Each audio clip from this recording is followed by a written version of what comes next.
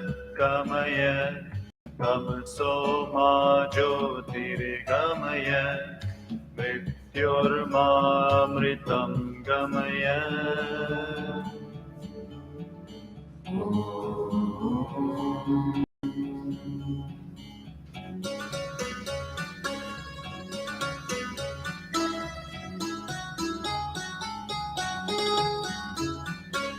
असतो मा सद्गमय तमसो मा ज्योतिर्गमय मृत्योर्मामृतं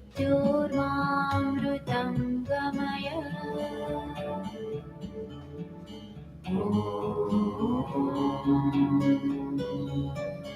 असतो मा सद्गमय तमसो मा ज्योतिर्गमय मृत्योर्मामृतं गमय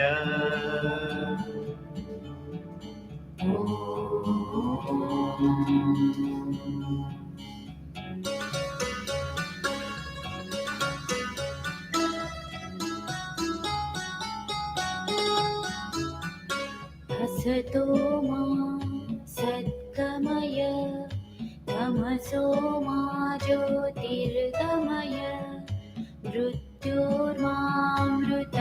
गमय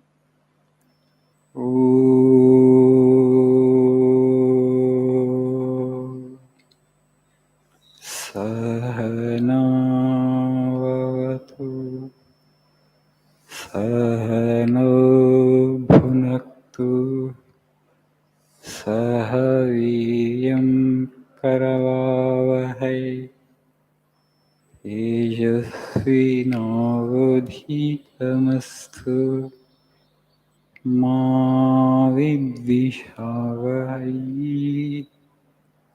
ॐ शान्ति शान्ति शान्तिः ॐ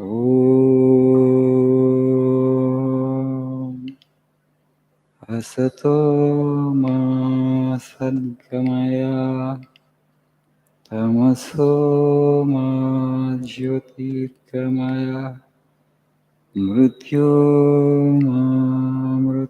गमय ॐ शान्ति शान्ति शान्तिः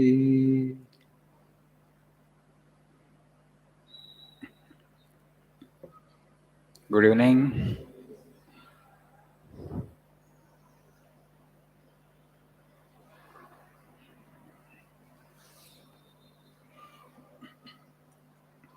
That is 5th class, last but one class.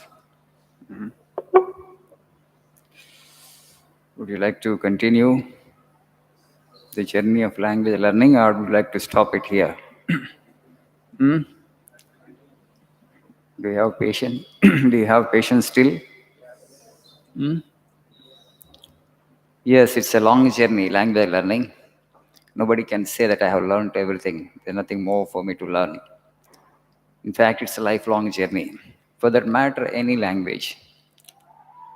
Every language has its own depth. Even your mother tongue, let us say Telugu or Hindi. Can you say, I know everything about Telugu or Hindi? No. The journey. There's so much to learn. We know something, but there is so much to learn always. Yes. So I appreciate your enthusiasm. Very good. We welcome you. Be with us for some more time. Yes. Today, my topic is health is wealth. Earlier, I would just pick up a quote from this book and I would explain. Of late, actually, I have got a new problem. Every second day, our Arun asks me, Maharaj, what is topic today? So I'll scratch my brain and, oh, okay, I'll speak on this. So health is wealth. You know this saying in English. Health is not just wealth. Health is also happiness. We all seek happiness. Today, if you just look at our society, in search of money, in search of more material comfort, people they develop stress and anxiety and they lose peace. And then health also. When you lose your health, you lose your happiness for sure. Yes or no? Mm. So health is an important thing. You need to keep it. You need to preserve it. It's your responsibility to keep good psychological and physical health. Sometimes to achieve something, okay, we become so obsessed with that goal. And please, you need to understand me carefully here. We can have goals, we can have objectives, we need to strive to achieve them.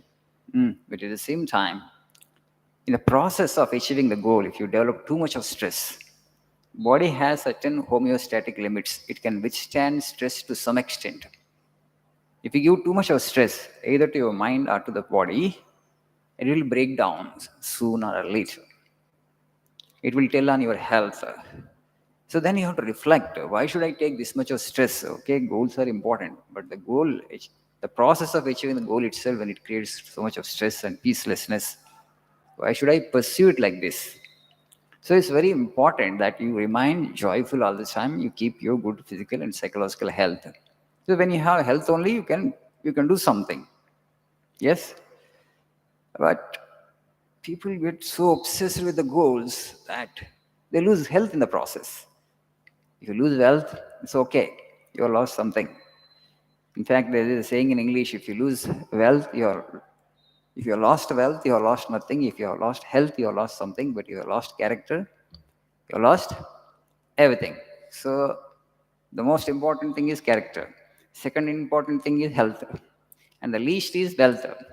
But to pursue this least, to get this least, they lose the other two. Okay?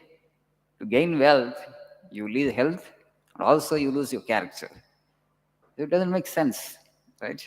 Which is most important. Character is most important. If you have good character, health will always be good only. When default, it will be good. You don't have to worry about health. Most of the times, when you lose character, there will be conflict within your own system. There is something which is truth in us. From where the conflict comes, people wonder. There is truth, there is God dwelling in your own heart. That inner voice will keep telling you constantly. So this is not correct, this is not correct, what you have done is not correct, what you have not done is correct. Constantly that voice is there. It's an eternal voice. You can't push it down. You can't suppress it. You can make yourself busy and you can act as if you're not listening to that voice.